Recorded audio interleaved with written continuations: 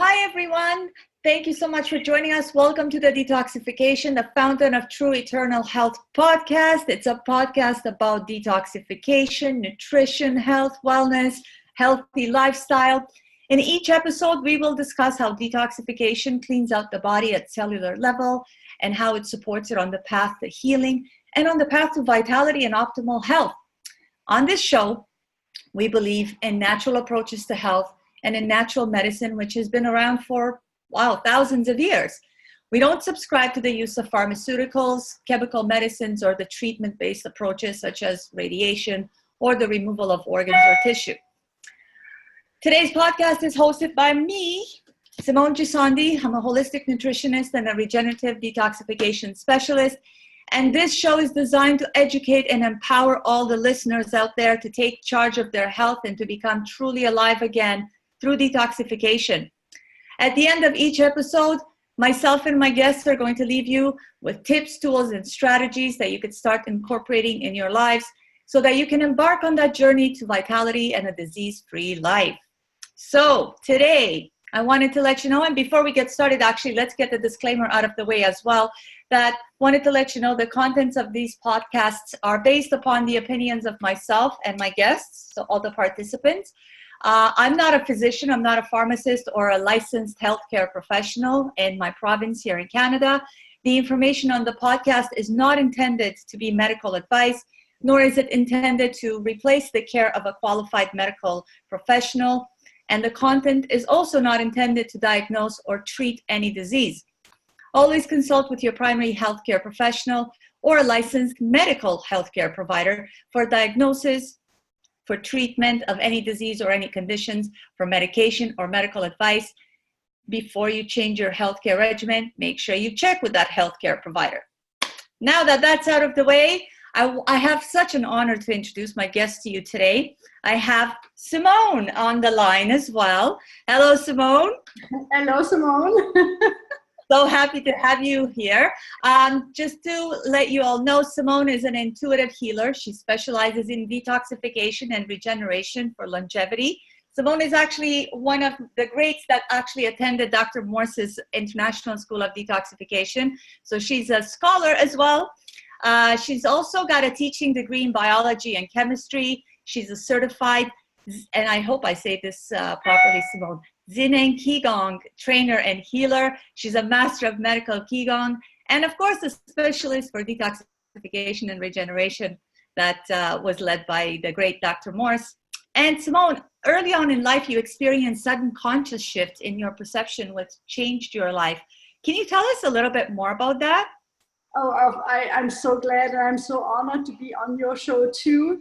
I found you because you sent a link on the group of detoxification specialists, and I was thinking that is such a great way of sharing and expanding and bringing also to the people the option that they can find something more healthy that is more in line with our human being.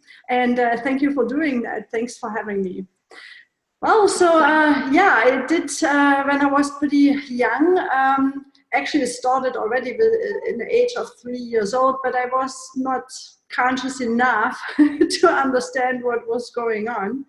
But there have been, over the period of my upbringing, quite some distinct changes. They have been sudden and transformational in this moment when they happen. And I do remember one clearly with 3. I do remember clearly one when I was 12 years old. But when I was the most conscious about it was when I was about 17 years old. And I don't need to go too much into details, but it was a very dangerous situation for me. And I did think, oh my God, that's the last thing. So, I was in a position where I went down and protected my head. And I do remember clearly that last thought of, I give up. So, and when I did, something really strange happened. And the situation was still the same as, described, but my perception completely changed. And because of I surrendered obviously to the situation, I had a weird sensation going on in my body, which bubbled up from the feet and lifted me up. That's how it felt. And then also everything slowed completely down. It's like these in what's it, the movie Matrix. The Matrix. Right. And when he starts to catch the bullets, right? So that was the experience I had. And I felt I have all the time in the world to make correction to the situation. And I was absolutely clear and conscious in that situation. And so I could change it. And it did change the outcome of the situation. So I'm still alive, I'm still here, right? So that was for me absolute transformational. And I remember also clearly saying to the source of danger that, you better go right now. And I must have had this strong voice that kept the person away. And, the person went away. And you can imagine that I know there's other people, they may have experienced something similar in a different scenario, but those people have that sense of there must be something else.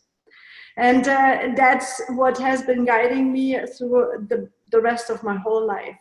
Even though in the external world, so I did pretend of fitting into the system and behaving as, nothing happened, but not on the internal. And so I was always looking for something that can be consciously bring back to the situation so I can use it consciously, right? So, and that's what I did. So I found ways that actually started to resonate the most with what I experienced. So I searched for everything in the spiritual part, and went into meditation, went into, a lot of theoretical ideas about how spiritual development can be helped. And each time when I found something that was, close to what I experienced, I thought, I need to know, I need to get into. And that's what I did. And so what was this instant this experience? Is this what got you on the path to study medical Qigong? Yes. Okay. So tell us about medical Qigong, what it involves, and why is it so important to healing? Because it's foundational. Energy is foundational. Yes. Tell us why it's important to healing. Right. Medical Qigong, that's what I wanted to say next. It's, I do resonated very strongly with that approach, medical Qigong. And I don't remember clearly how I got into it. I just remember that I said, I need to learn that. And so I got into it. And what medical Qigong is just a branch of the traditional medical, the Chinese medical a way of looking at things. It's more an ancient tradition. And I don't know how many people know there's quite a difference in their approach. The ancient or Chinese tradition, they look at healing as experimenting and discovering, exploring the living. While the Western medicine, weirdly enough, they explore and discover everything on the dead. So what does it mean on the living? So they see things in perspective. They see how life is moving, how they flow like a river, how the energy is flowing through the body, through the like a river going through the body, like how it pools and so on. And that is a very, very different perspective. And medical Qigong is focusing more on how those energies are flowing and how they, if something happens to the physical body, there must be somewhere a stagnation or a blockage in this energetic flow. And this is actually the basic for the other parts of the Chinese medicine, which is the acupuncture, and it's the herbal approach and the massage. So all these branches have to learn actually the basic, which is the Qigong part. They have to understand Qi is the life force, or is this energy, if you want to say, and how it moves. Gong is, a skill, ability, how this moves in the body, and they have to understand that. So when a person in China gets sick, they actually go, first to a normal doctor, as we do too. If they can fix it, they send them then to, the acupuncturist, to the herbalist, to the massage. And if that is not working, then they send them to a medical Qigong practitioner. Wow. Because, yeah, it's weird. I didn't know that either, but I have been there in China for a while, and I have been also trained by the, I don't know if everyone is familiar with it, but with a medical, the non-medical hospital in China, which Greg Braden talked about it, where they showed that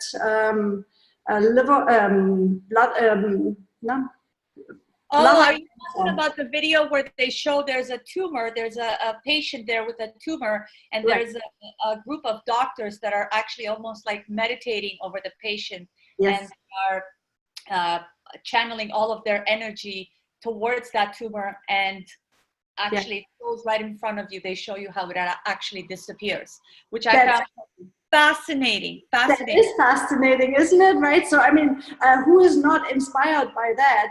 It's just your belief that is, going against it. But I do know more about that story in the back, so because it's not showing that on the video. So just for general information, the woman was about 62, I think, her age. She has been attending for a 24-day practice.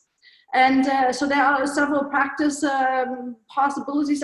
One is like for 24 days and the other is 52 days, I believe. That's how they have been setting it up. And what they did, they practiced that, what I'm trained in Sin Yang Qigong. That's a special way of opening the rivers and the little, flow of the water, if you want to say, of the energy in the body, the pools, and how to cultivate and accumulate the energy for healing. So it's a practice that everyone can learn. It's very simple. And they practice this every day. Okay. So that's cool, right? Oh, absolutely. Imagine if you're able to concentrate all of your energy towards healing your body. I think anybody would want to obviously tap into this power, right? Right, and then they had such a great success rate. Unfortunately, because of the Falun Gong movement, when the government shut everything down, every Qigong possibility, they shut them down, and therefore also this hospital. So it's not more existing. But the teacher have been still alive. So working and going out and spreading the word. So I did learn from those teachers as well. But anyway. I wanted to ask you, what are some of the common myths or misconceptions about Qigong, about medical Qigong actually? Are there any misconceptions out there that people have come to you to articulate so that you can actually dispel them? What are some of those things? Yeah, it's just the way how we have been learning what health means and how to approach to get healthy. That is just one of it's one direction how Western medicine perceives and trains us. And that is the problem, because we just have been learning things like when you're a baby. You just learn to walk. You haven't walked before. So you just, start to use whatever you can as a baby, right? So you start to crawl, or every baby does it different, but you learn step by step to move yourself up and build up the body. And there will be a day where you have trained yourself enough in the muscles and the structure that the baby actually can stand up, right? So and you fall, and the baby usually don't cry about it because it just falls. And they get up and they try again. Right, exactly, right? That would be actually how we should approach anything in healing and health, because it's a test and trial. There's nobody on this planet is like you, Simone, right? There's nobody like me. There's nobody like everyone else. So therefore, there cannot be a cookie cutting method that fits for everyone. It's not possible, right? Yeah, only what we have is there's only movements and laws. So in Qigong, we are looking for the life, and everything that is alive is in movement. Everything that starts to slow down, it's actually slowing down to a still point. And when we're completely still, you leave that planet, right? So there's no movement anymore. Very true. When we die, the body is still, there's no movement in death. So clearly for life, we need movement, the movement of energy, right? Right. So this is also the Chinese way of looking, or the ancient tradition. There are other traditions, they look the same way. They look at when we die, then we obviously separating several levels of energy. So, the physicality we have, it's actually laying them completely still.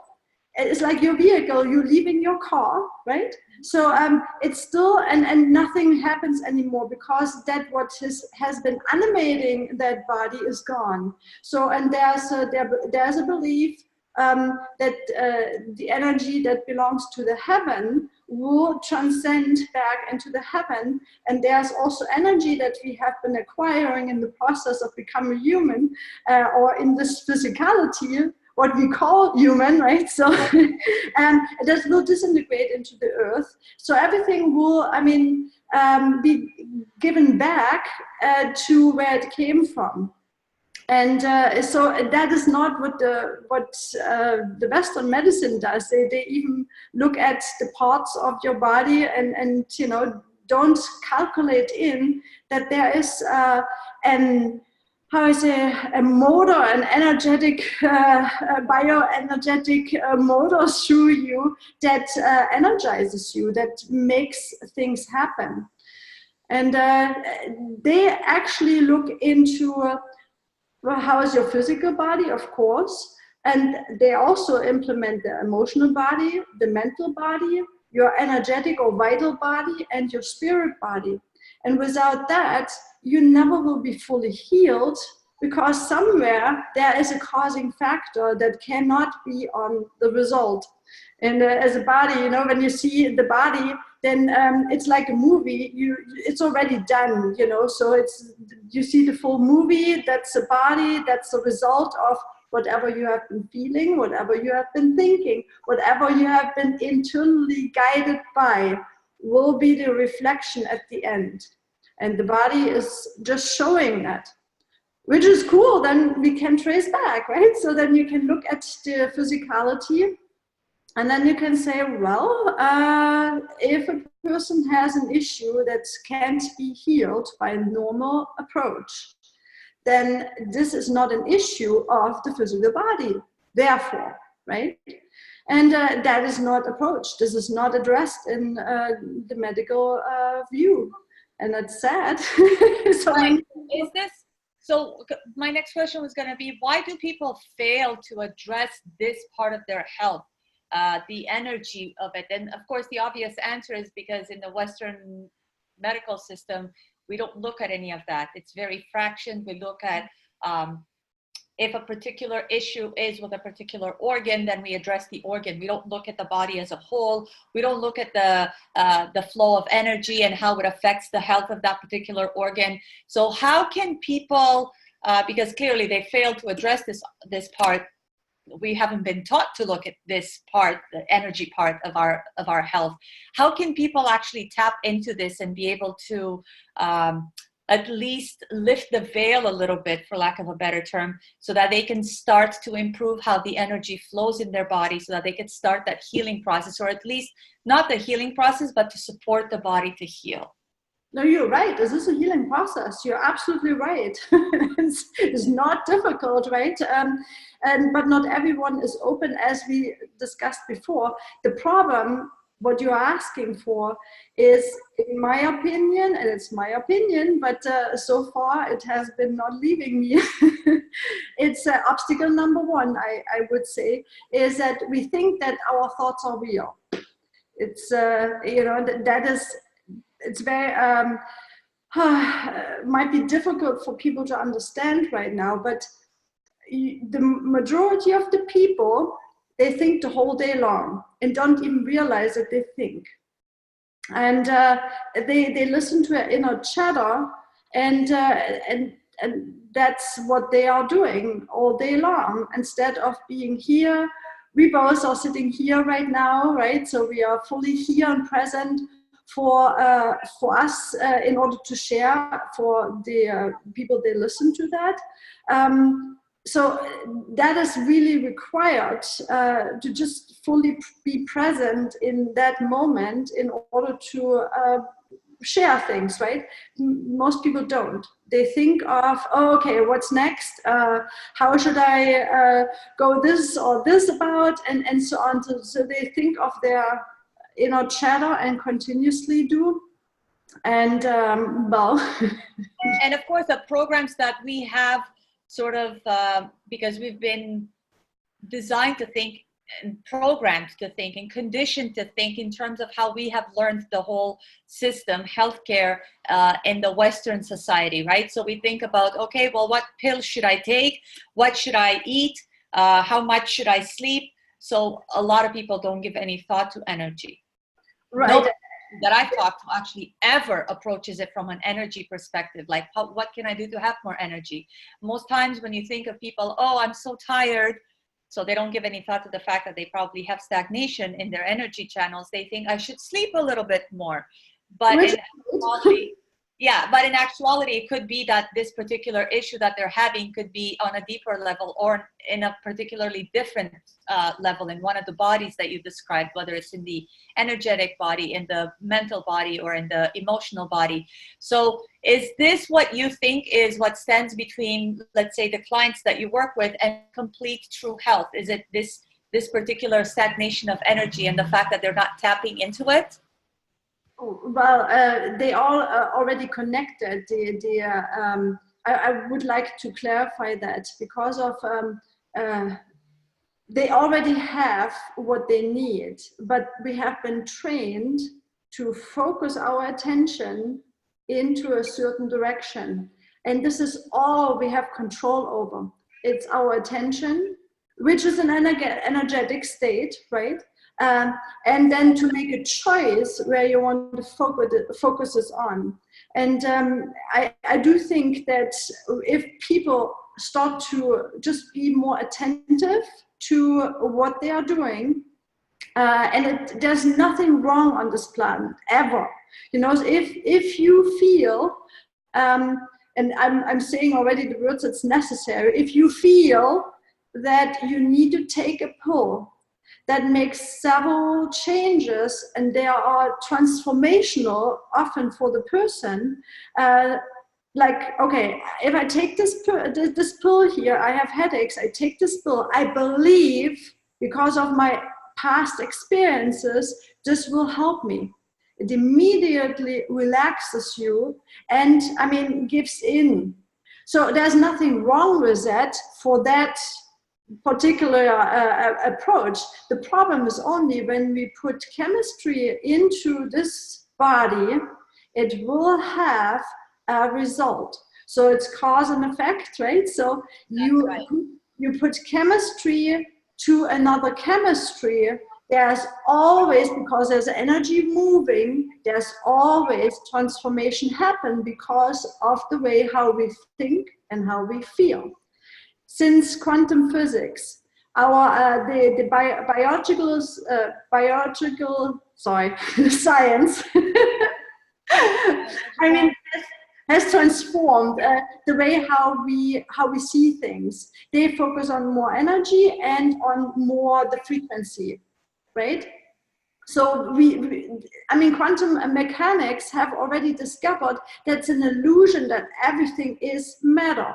It always depends on the point where I'm looking at or where I'm standing and view it, right? So, and when you notice a thought is very fast, right? You cannot touch it, you cannot sense it, but you know you had one. And it's so fast, it's like in a blink of an eye, you know, and you have millions over the day, right? So, right? So when you want to hold that thought a little bit accountable, say you want to make it more looking at it, you have to slow it down, right? So this is an energetic experience. A thought is energetic. And one thought doesn't do anything to you. If you think something really positive to you or something, in your opinion, very negative to you, it doesn't do anything. But if you continue to, repeat that thought over and over again, it will create an emotion to it. So because now it has more energy attached to it. The more energy you give to something, the more it manifests. Absolutely. Right. And it creates an emotion to it. And because you become more emotional about it, it starts to create the foundation that actually that energy, what it's pulling in and pulling in and pooling in, right, can create matter. Otherwise it wouldn't. So now this matter can be, if it's a really negative thought, like you're really angry about it, you can guarantee that you will find swelling in your body because it starts to create the mass that occurs in form of a swelling. So I know by my own experience, when someone comes to me and says, oh man, I have a problem here, everything is swollen in my neck. Well, the lymph nodes are swollen. So I do know we have to look into what was the pretending thought that accumulated to that degree that the emotion of anger can hold on to with other emotions, but probably the most will be anger, which causes in the body to swell in this area. So our job is to actually clean those, to find those thoughts. It's like a detective, right? So to find them and to transform them, to show that this thought to the client was a thought that has been seen in a light that might have been not the right thing, right? So I spoke to this in my first podcast when I talked about my thoughts and my emotions and how, and the state of mind that I was in when I had my stroke. So I don't know if I think I had mentioned to you that I had a stroke at 35. So those, I'm so glad that you brought this up for discussion because it's so true. I'm true to the word. Exactly what you described is exactly where I was at. And of course, the first thing that happens in the body is inflammation, because like you said, it starts to swell and it starts to get hot because it gets that much more energy that is concentrated in that area. And of course, for me, it was obviously in my head because that's where, like, I was constantly thinking in negative patterns and negative emotions attached to it. And of course, as with everything, like you said, it's like a river. That energy is like a river. Once the energy gets stuck somewhere, there's more energy coming behind it and more, and then it starts to push it. Something has to break, something has to give for that energy to try to continue moving. So that's exactly what happened with me. So I'm a true believer that thoughts, just like they say, thoughts create things, and thoughts and feelings and emotions are so in line with where your health is at. So if you want to know what somebody's health is like, look at their mental state or look at their emotional state. And that is usually, that usually tells you 100%. And I'm sure a practitioner like yourself, you practice this more of an energy kind of medicine, you are probably more able to assess people just by those kind of things rather than looking physically where they're at. Absolutely, because I mean, as I said, if you want to change something in the movie, You have to actually go back to the old movies, right? When they have been on a roll, I don't know how it's called. You would need to take that snippet.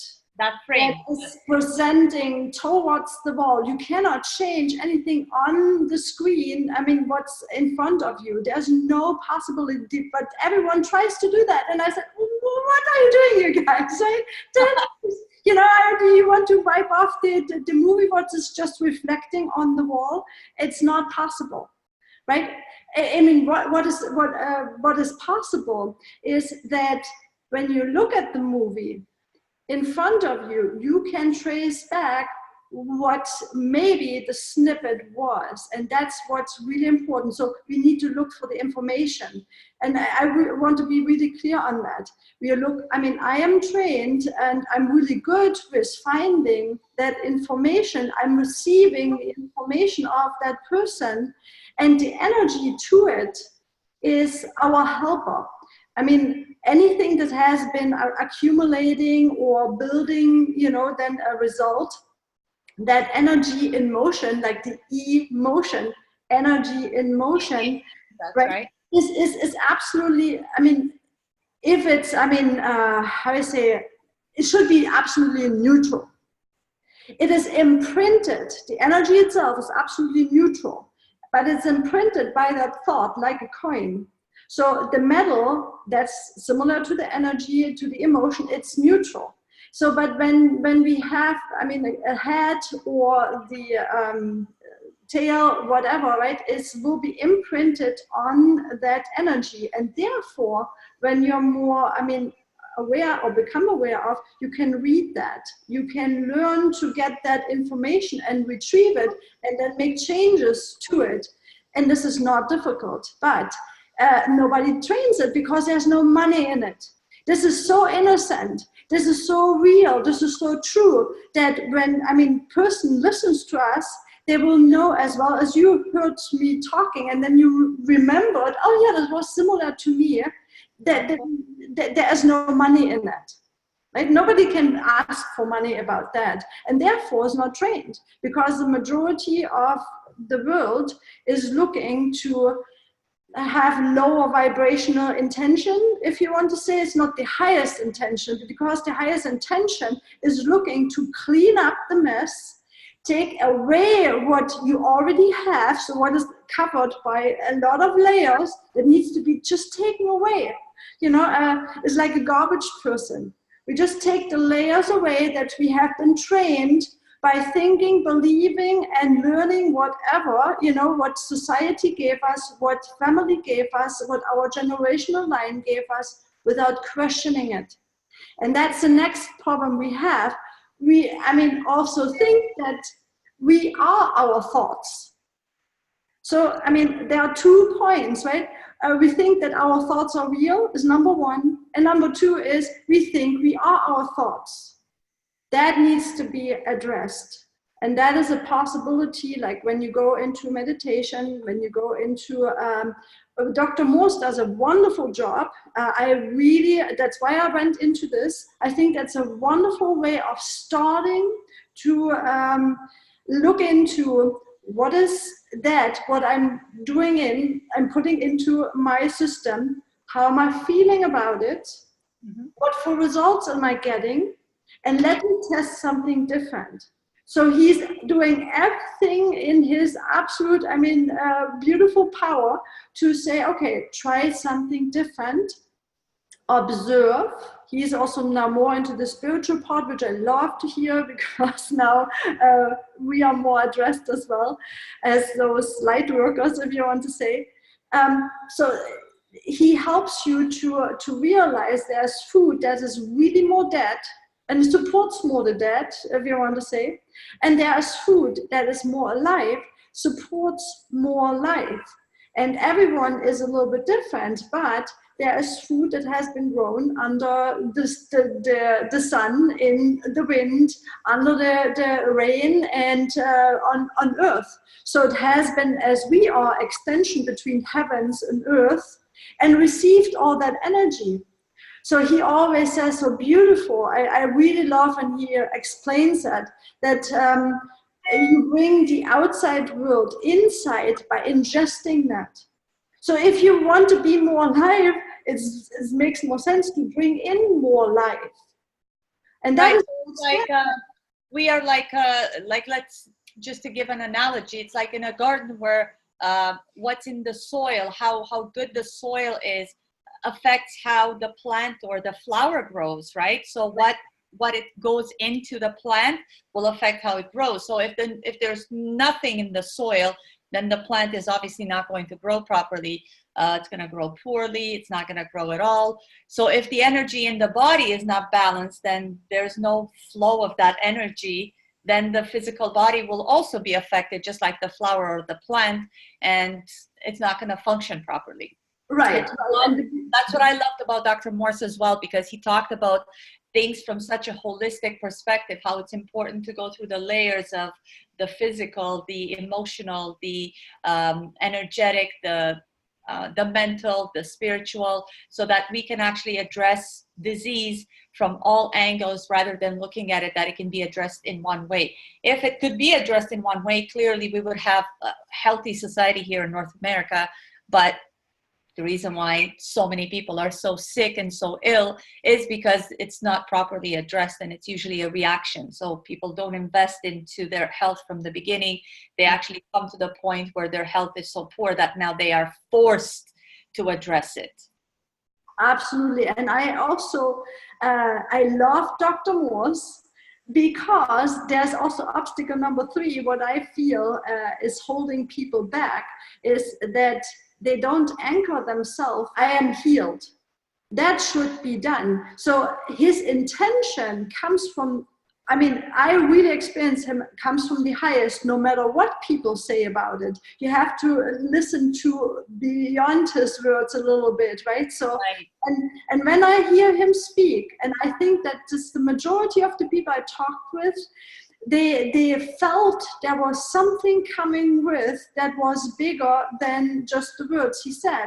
And I totally agree to that. So I love what he's doing. His way is to open people up to, you need to listen to whoever is in front of you, because you need to understand where the intention is coming from.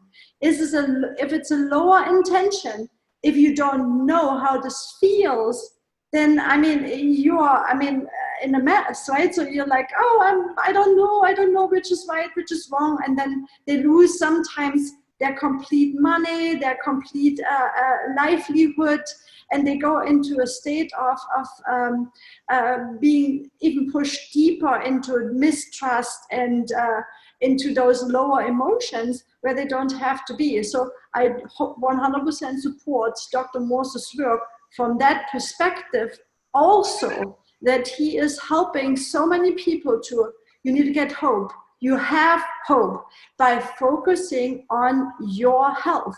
Do not focus on anything else in this process. And that is, as I said, is an obstacle for the majority of the people, that they focus on so many things at the same time.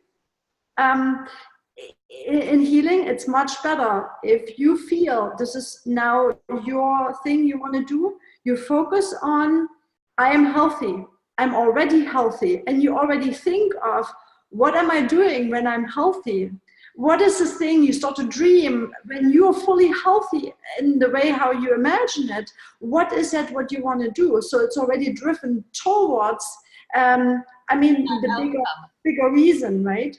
Yeah, and I think what you just said is exactly how Greg Braden, when I remember watching that video clip of him in China, and he was translating what the doctors were actually saying when they were around the patient, and they were chanting. What they were chanting is something to the effect of, it's already gone, it's already gone, it's already gone. Right?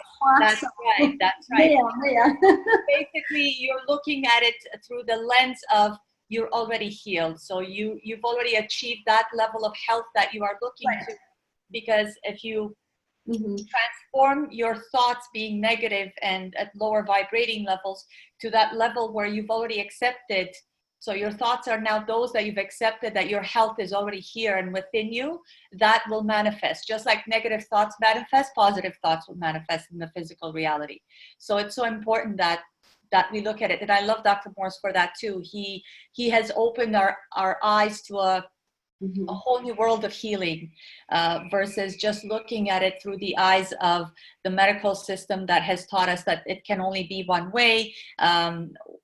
I think the expectation, and I'm talking from being a patient in the medical system when I had my stroke, and that was almost a catastrophic thing for me, that you basically, when you walk to the doors of the medical system, so the hospital where I was, you basically have to leave your power at the front door, and you put your power and all your energy into the hands of these doctors that don't know you personally. They don't have your uniqueness, and I'm talking uniqueness from your physical, like your chemistry, your body chemistry, or your mental, emotional, spiritual. They don't take any of that into account. So how can they heal you? That's why nobody really gets healed. Well, I mean, I'm sorry that you experienced that in that way, but I'm also happy that you experienced it in this way. Yes. Yes, I mean, this is now a great experience, what you can take. And where you say, oh, no, wait a minute, there's something that doesn't fit, and you are right? So it is driving you now. And so see how beautiful it brought you into action, even though it's not a pleasant situation. And as I said, I wish if I could, I would wipe it off for everyone. But obviously, there are certain experiences people want to make. So I am not in the position to know what that experience will be. So therefore, for us as light workers, this is so much more of wait and see position, because you have to let people come when they are ready. You do not want to force anything onto this person. You just have to be that what you are. And Dr. Morse, as an example as well, helps a lot in this way, that you become more full, that you become more vibrant, that you become more alive, more happy, the way how he approaches things. I'm not saying it's the only way, we know it's not, but as this, when you trust a person, then we actually talk. You need to have a safe place. In order to heal, you need to feel safe, and Dr. Morse does provide a place where I felt like I can come with no matter what I have. He will take care in some way. There's a crew and a wonderful team and a community there that can address my situation. I would also say there are other communities that create that same system. The problem, what we all face is that how much time has to pass in order that I know that I can trust that, right? It's not going anywhere with time or with space anyway, so it doesn't matter which community or how much time has passed. It is only matters that you feel safe for any healing. So if we learn more and more to realize what is true at this given moment of any event, of any situation in time, and we realize, okay, that feels good, then you're probably more on the safe side. You're probably more in a healthier state, right? Right. So that therefore I would never ever say it's bad, the community, or this community is bad, or this religion is bad, this medical society is bad. I would never say that, because obviously it's there for a reason. There are a bunch of people, they are in need for having that experience, which I don't know. But I do prefer, and that is what Dr. Morse has trained me, not to put my personality, or say personalities might be not the right word, say my power on the hook when I ask for help another person. That cannot be. Everyone is powerful, so powerful that with any thought they have, they can, if they use it wisely, create. And yeah, law of attraction made a lot of mess in that sense, right? So because people tried it and then they don't have an experience, and then they say it's not working. Yeah, maybe not at this moment in time, because maybe you don't feel that yet. Doesn't mean it's not happening. I think the law of attraction is more complex than it's been presented. That's And right. I think that people take it for that if I have one thought, it's going to manifest in my physical reality. But I think that there has to be a certain weight to that energy of that thought for it to actually manifest in the physical reality, and it has to be maintained for a specific number of time.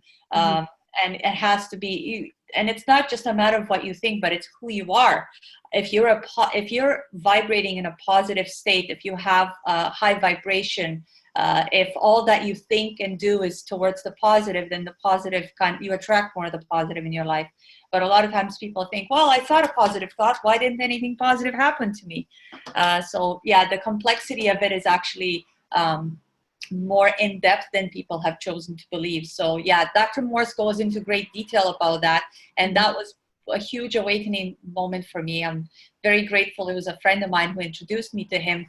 And this was actually post-stroke for me, which is one thing that I wish I would have found him beforehand, so that I actually know how to approach my health from that angle rather than go through the medical system. But again, that served me well, because it opened my eyes, and I'm very grateful that I'm still alive. It could have ended on a very different note. So I wanted to know what influenced you the most, that inspired you to go and learn about medical Qigong for healing, especially for healing. Yeah, as I said, I mean, the most was that I had an experience already, or several experiences, and I knew the world as I perceived the world and has been presented by my family and my upbringing didn't fit. There was always an internal, misperception to what was outside and what I felt. And that creates stress, when the external world, whatever it's outside of, what we perceive as outside, is saying something different. The information is different than from the bottom of your heart. And so therefore that's creating, again, an energetic movement, because there's a difference between the outside and the inside. There's a difference between, plus and minus, if you want to say, or minus and plus, whatever. And that actually creates the movement. It's like energy can only flow between two opposing forces, right? So between plus and minus, if we don't have it, cannot flow. We go to balance, and there's another still point, and that still point, when we have complete balance, will give rise to another transformational process. It's how we evolve, right? So, and I do think that there's nothing good nor bad in our perception. Yes, we have a side that seems to be not so good, and we have a side that seems to be not so bad, and so when they become as opposing force, very, separated, that one side in you says that's really wrong, and then there's a wish in you that says that has to be really right. There's a strong force created. So when people have that problem of, or everything is bad in my life.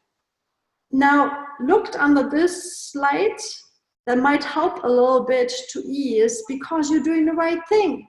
You're realizing there's something that is so contrary to how you feel that creates the energy to it, and that energy can be in all the emotions you want to. It doesn't matter. But anger as a possibility, or as an emotion, right, is actually a really strong emotion. It gets you into movement. So therefore, it's not bad.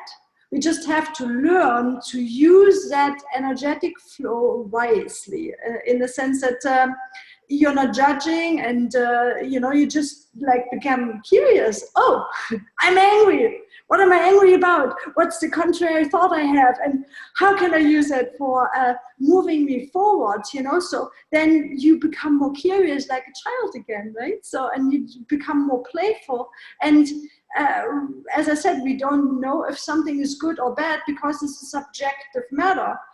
I mean, you may have seen this with Dr. Morse. There are people that really hate him. There are people that really love him. Oh, yes. Right. So, and I really, this is also a good sign because there's someone speaking up his truth, and therefore they create an awareness of what is underneath what we are not aware, each person. So, like when he creates a situation, we want to change our food intake. I mean, I know for sure everyone comes to a point where they have food that they don't want to let go. I know that, so because I'm human, you are human, right? So, everyone has something that's really difficult. There are foods that's easier to let go, and there's foods where, you don't even want to try to stop them for a moment. And that's all what he's asking for. He's all asking for, just stop what you're doing, because obviously this gives you a result you don't want. So now try something different, right? So by default, we all know that we have experienced resistance to it. So he gives you a tool in the hand that you have in control. I mean, I and you, right? Not him. Sure. Each one has it in control whenever you want to start it, whenever you feel like you want to try it, it's all in your power. And that is what is the next thing, what I really enjoyed with Dr. Morse as an example, saying that he gives me a tool that I use when I want to, not when you want to, but he gives also the education to it, why it's a good thing to try it out. And then try it out. And he gives explanation of case studies and so on, how people went along in this process, because now the real process starts. And there are coming emotions up, and there are coming thoughts up. They are definitely got you into the situation of health that it's not really supportive, where you have been finding yourself maybe. And I think that is all we can do anyway. And so, right. So the way that Dr. Morse gives us tools that we can use to transform our health, especially when we're not in the best health. And he goes and he explains in the detail the why and the how behind it. What would you say? What could people start doing now? What tools would you give them to start doing something so that they can start implementing change in their lives that will take their health towards the better, from a Qigong perspective? What tools can they use that they can start using right now? I want to leave my listeners with a few tools. I love that, so we have already a tool. If people are not energetically, if they have never tried that. Food everyone can use and does obviously use, and the majority of people do eat every day, right? And it's a great tool because you have repeated, you have actions that need to repeat itself again and again. So it's a great tool to use.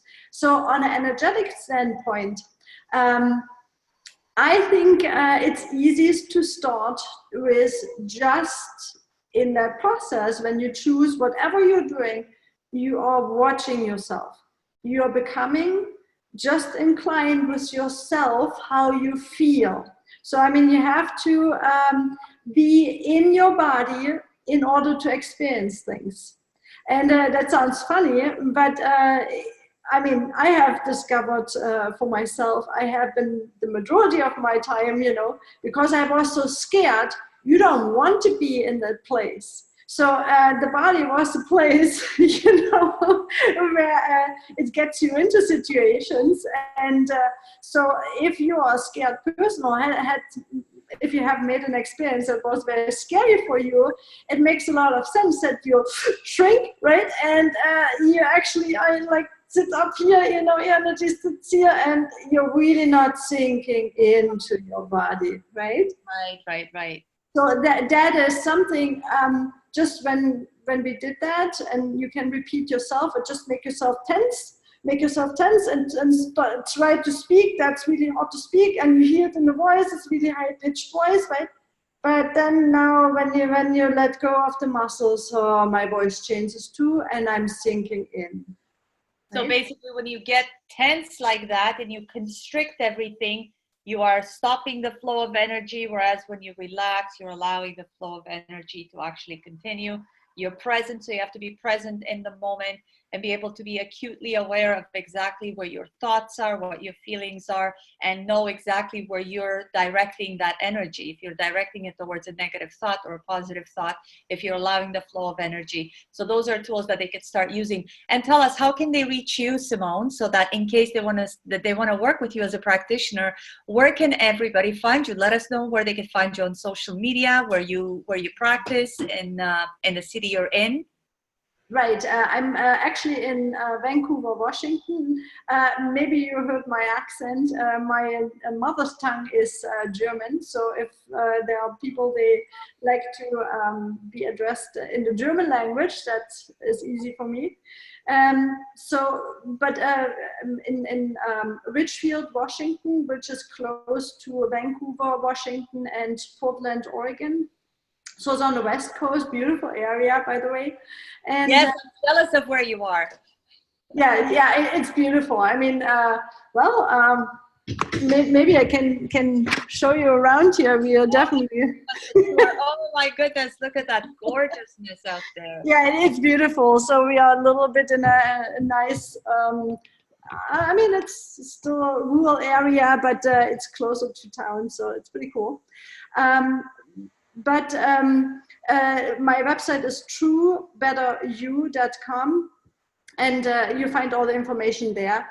And I also have I mean, I do like to interview people as well as Simone does, especially when they had real healing experiences. Or people like I have one of the Qigong practitioner. I trained with him together. We have been students together in China, and he had kidney failure, and he had actually lived through 2 kidney transplants, and it's beautiful because I had the chance to interview him several times in those states, so people can really see what really healing means. And so it's a learning process to watch people. They really have done this. And the point is you have to really feel when you listen to, and this requires that you come into, I mean, your center of the body, heart center, you know, so you really feel your heart, your chest, vest the whole body when you listen to things. And actually, if you don't mind, Simone, I do a very fast, easy practice to show you how simple it can be to resolve blockages in an energetic way, because that's what we do. We help people to let go of energetic blockages, and then just you continue then, right? So is that okay? Absolutely, yes. Okay. Oh, sweet. So for that, please, wherever you are, just feel relaxed. You can sit in the position however you want to, but please be relaxed. And for the time being, just, I mean, pretend as good as you can, become childlike, you know, so like remember as you have played as a kid, you know, so just be, I mean, playful with me, and through that guided meditation I will give you in a second. And it's not about religion, so whatever, you know, if you have a different perspective on religion, you know, it's not the point here. It's a point that I want to make an experience with you as listener, and that you have something you can take and go on again and again and resolve your own issues by, you know, by practicing it. Absolutely. So, yes. All right. So I would love to, I mean, you know, feel sitting is probably the best if you want to lay down. If you want to close your eyes, you don't have to, but if you want to close your eyes, it does help to bring in more attention into the body by shutting off that sense. And then we asked that the divine perfection is helping in this process, that all the listener now and future listener will be receiving the information that is coming through and will help and disperse, clean and cleanse and destroy everything that doesn't belong to every single person to the need and the degree that is for that person correct and right at the time in moment. All right.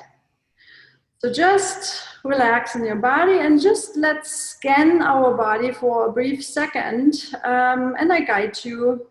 So just feel as if warm oil is running through the top of your head, like if your head would open up and run through, so you become aware of the top of your head and relax it, and going through the forehead and the eyebrows, the eyes. Just notice how they feel, and continue to notice the nose and the cheeks, the ears, and the tongue and the teeth, the jaws, and then also the neck and throat, and continue to explore how your shoulders are feeling, as if you follow a stream of warm oil going into the shoulders, the upper arms, both sides,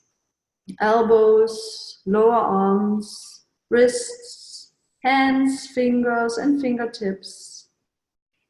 Just feel. And then the whole chest, front and back, relaxing, releasing.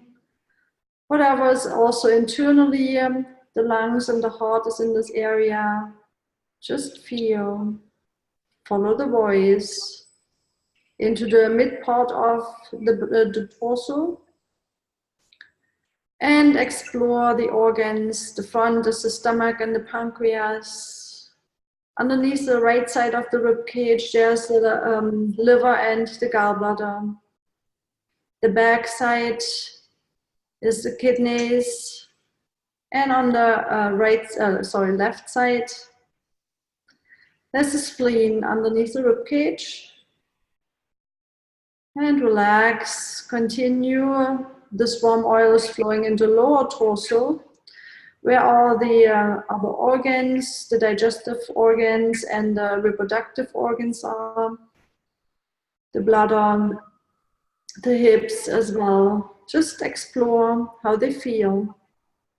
And then move into internally, from the inside into the legs, the thighs, the knees, the lower legs, into the feet and the heels, the toes, the bottom of the feet. Just feel. Very good.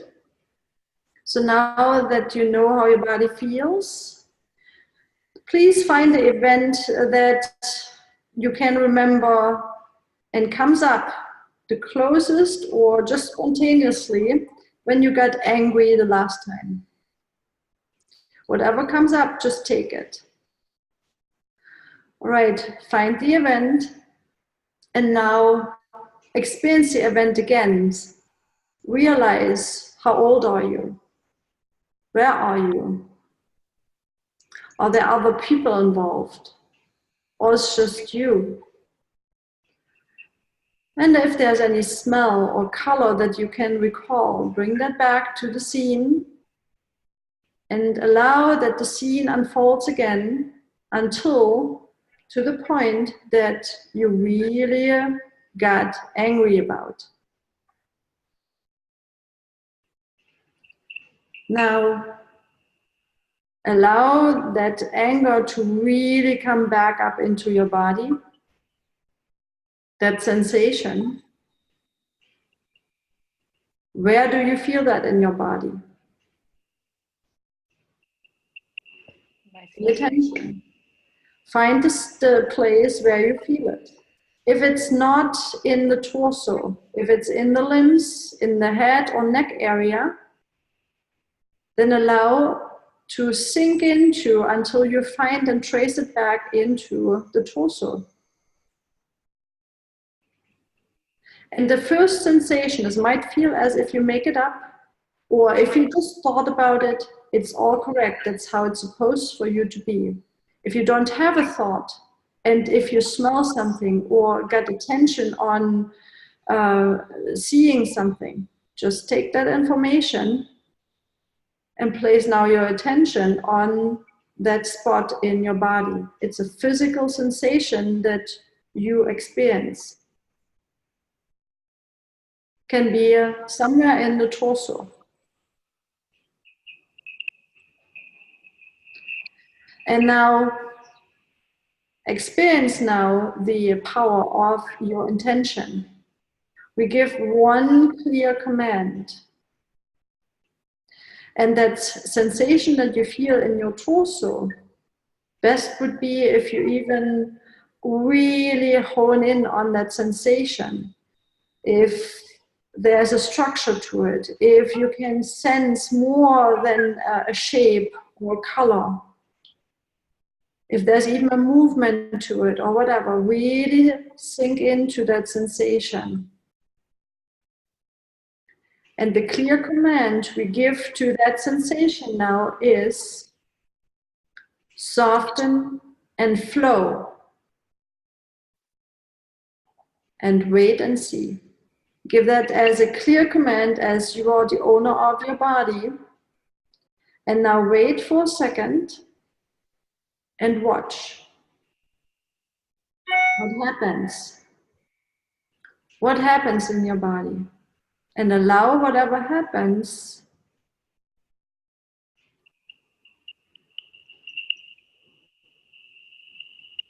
let it be. And if it wants to move out of the body, just allow that.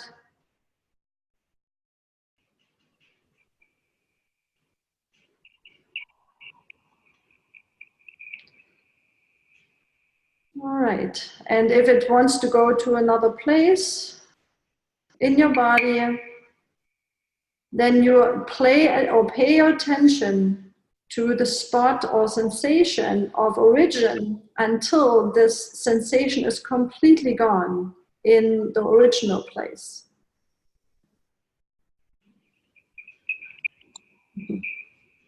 Very good, very good.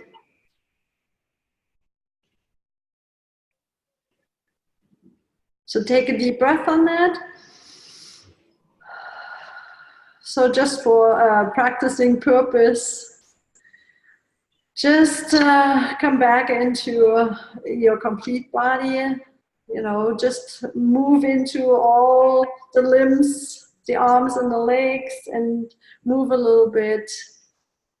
And now open your eyes. Wow. That was very powerful. I felt so many waves of energy going through me, especially through the down, like not down my spine, up my spine towards the back of my head, which was so phenomenal. I loved it. Very nice. And how is that sensation in the body now feeling? Well, I felt when you started telling me to go back to that particular point when I was angry, I felt how I started to, especially my torso, I started to tighten up, just like you were saying. So I felt that tightening. And then when you were telling me to, you know, make sure that you release it and you make it go into another place, I started physically feeling how the body would like go into that relaxed mode to let go. So that was so phenomenal. Wow. Thank you so much for that, Simone. Can you do me a favor? Can you go back into that situation for a second and see what's different in that situation now in your mind, right? So it's not as big as I had initially made it to be. It's actually very good. Yeah, it's diminished and it lost its power because it was just through my thoughts I was giving that particular incident power. Very good. Oh, I mean that's beautiful, Simone. Yeah, that's exactly how it goes. Yeah, very beautiful. So Thanks for attending. Thank you so much. I mean, is there anything that you feel that you know you want to share for energetics? What you experienced in your when you had your sensation of a stroke? what was the most profound experience that you got out of that stroke for you? While I was going through the experience itself, it was, of course, it was difficult because we have been conditioned of these things that have been given names. So the word cancer has such a death sentence. So immediately your thoughts go to that idea of dying. The same thing with stroke, you know, it's, I mean, heart disease is one of the first things that is the #1 killer in North America. So of course, as soon as, you know, they told me that that's what it was, up until the point I had no idea what had happened to me. So I didn't know that what I was experiencing was actually a stroke. So I just knew that I was experiencing something. So it had more of a neutral thing to it. So I was more detached from, well, how should I feel about it? I didn't feel anything about it because I didn't know what it was. But as soon as I ended up at the hospital and they actually gave me the diagnosis that it was a stroke, it was actually then that I went into like, oh my goodness, you know, stroke, I could die. Usually people die from strokes, or they end up being paralyzed, or they end up being in wheelchairs, vegetables, so on and so forth. What am I going to do? What's my family going to do? What if I die and my kids are left? So all of a sudden, this cascade of negative things started to take a grip of me. And of course, after that, they ran a whole bunch of tests. They came back and they told me that if what had happened in my brain was like about a millimeter over, I could have died. It would have killed me for sure. Then they told me that the next one would probably kill me, the next stroke. So it was a big eye-opening experience for me. So it was actually only when I started talking to the doctors and they gave all of this experience those meanings that I sort of internalized all that energy, which was negative energy. So that's when I started to feel the effects of, oh my goodness, I could die. Oh my God, what, I don't want to die. And it was just complete and sheer panic, a lot of anxiety. And it was only after I found out the importance of meditation and mindfulness that I was actually able to still my mind and try to disassociate myself from those negative components. So that was a big turning point for me. And of course, after that, I had to look into what exactly brought me to the point where I had the stroke. What was the causal factor? What did I do to cause that to be present in my life? So then that's how I started on my path of seeking to see exactly what I had done so I don't repeat that again. And what was the lesson in it? What was the learning, so that I going forward, I can actually teach others what to do or what not to do. And what exactly is the meaning of this, the deeper meaning? I mean, certainly, of course, it's not a positive thing because it was a scary period of my life, the way that it was designed by everybody around me. We all know that stroke is not a pleasant thing. So of course I took it as such, but it was also such a profoundly changing thing for me, transformational, because it was then that I actually started looking at disease or things of this nature that affect our health through a completely different lens. I started to look for other answers to the questions that I had. So it completely took my attention in a different direction, so that I no longer sat there feeling sorry for myself or wondering how come and why, and it's not fair. And even the way that, you know, they approached it at the hospital it was all very drug approach, very drug centered. So a lot of medications, a lot of tests. And of course, there was no result. I was, by all accounts that they measure, I was a very healthy person. I was very athletic. I was a runner, very healthy. I was not overweight. I had no blood pressure. So it was an enigma even for them, because they couldn't identify what exactly caused it. So then when I started looking into it, if they didn't have all of those things that they usually measure, I had to think to myself, okay, so there was something else, something different. And it was only after the fact, and of course I did a lot of reading and a lot of introspection and looking inwards, that I realized that it was very much on an energetic level. And it was, like I explained earlier on when we started chatting, I was actually in a very negative frame of mind, very negative emotions where I was in my life, not happy, not appreciative, and not grateful for the great things that I had. I was concentrating all on the things I did not have and all the things that I needed to have. So I was very detached from myself. I was always looking outward, somewhere further in front of me where I had to be, rather than right here, present in the moment with myself, within myself. Oh, I mean, this is such a beautiful way of explaining it. I mean, I'm blown away, blown away. You come across very strong. You have a very strong soul, and that is what will help other people. So it doesn't mean you have to have a label as a doctor or as an intuitive or whatsoever. You are doing it, so that is beautiful. I mean, everyone should be more encouraged to go with what feels natural and feels good too. You have a very clear understanding about yourself. You have a very good way of helping people to see that and be very, I mean, clean on that. You know, so like your diet becomes more clean, the thoughts also become more clean. And so people will understand, and that is what's needed, because in this process, when we trace back, we do need somehow support. We need some feeling of strength, because we are obviously unconsciously missing it. Some faith, we are obviously missing it.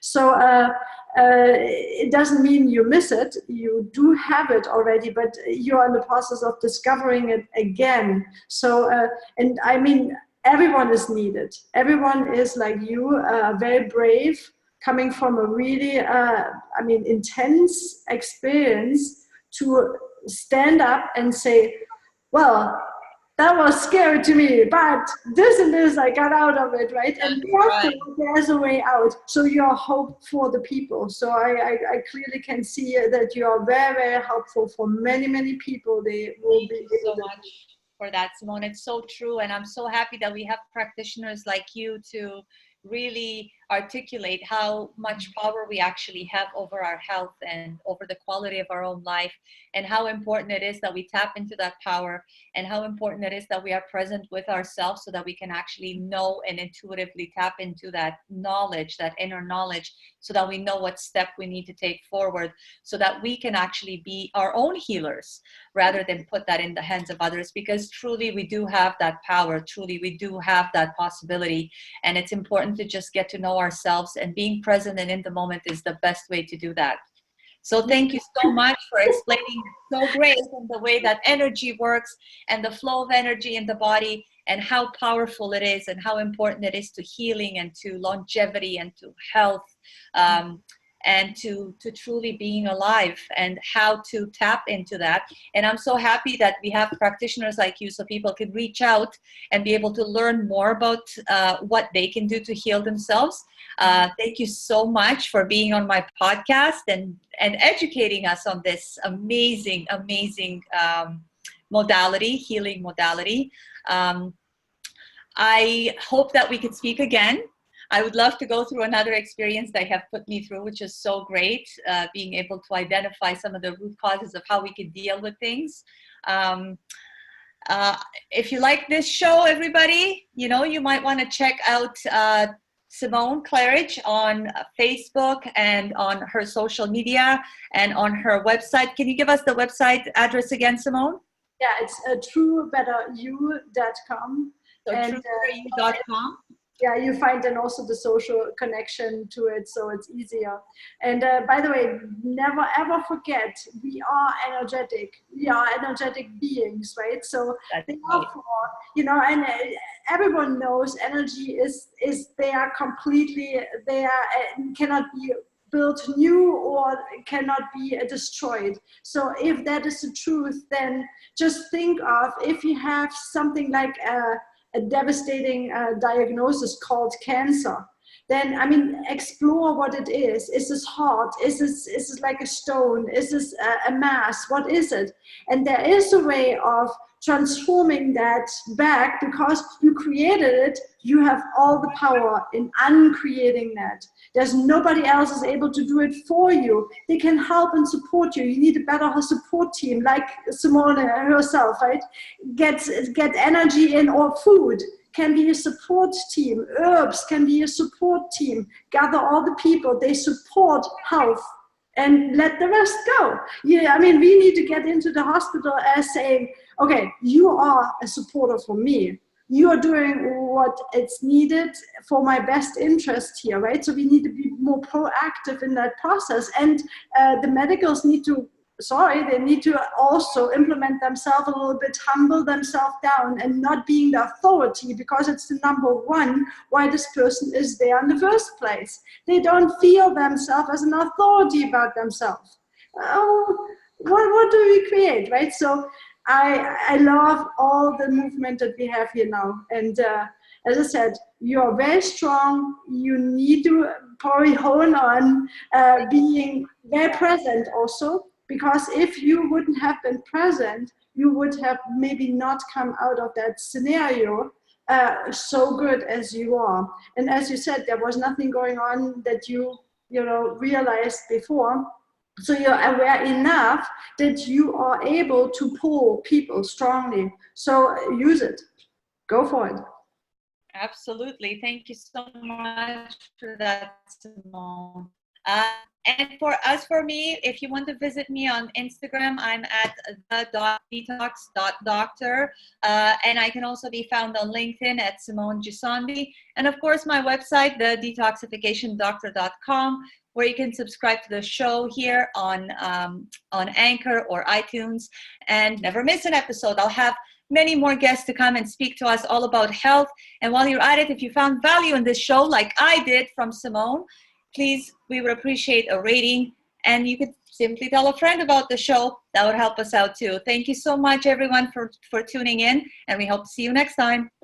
See you soon. Thank you so much, Simone. Everyone, thank you so much, Simone. Take care.